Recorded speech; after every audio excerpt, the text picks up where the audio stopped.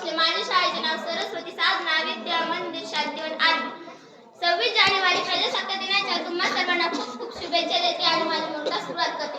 आदरणीय व्यासपीठावर उपस्थित सर्व मान्यवर, त्याचबरोबर इथे जमलेले गुरुजन वर्ग, मित्र मैत्रिणी सर्वांना विनंती करते की मी जे या ठिकाणी मनोगत व्यक्त करणार आहे ते शांततेने समजून ऐकून घ्याल एक इच्छा व्यक्त करते.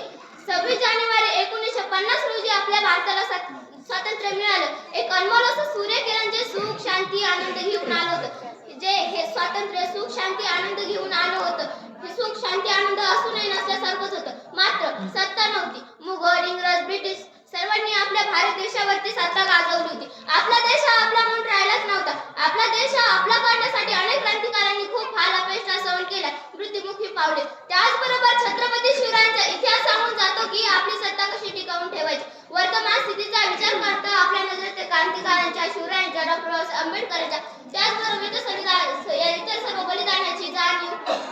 इतर सर्व बलिदानाची किंमत या वर्तमानाच्या डोळ्यात मात्र कणभरही दिसून येत नाही.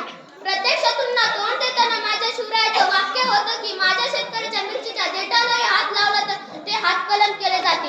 आज पाहता क्षणी हा शेतकरी जगातील सर्वात गरीब व्यक्ती म्हणून ओळखला जातो. खंत वाटते माझ्या या मनाला सत्ता आणि स्वातंत्र्याची किंमत नाही या वर्तमानाला, आणि याचं भविष्य आपणच आहोत. भगतसिंग, राजगुरू जेव्हा हसता हसता इतिहास घडून गेले तोच इतिहास पुढे न्यायचा आहे.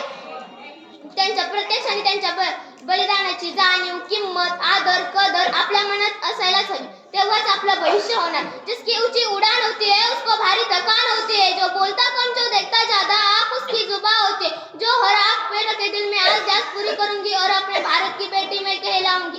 मैं वही ऊंची उड़ान बनूंगी, मैं वही ऊंची उड़ान बनूंगी. धन्यवाद. आज या ठिकाणी मला बोलण्याची संधी दिली त्याबद्दल तुम्हा सर्वांचे खूप खूप आभार मानते आणि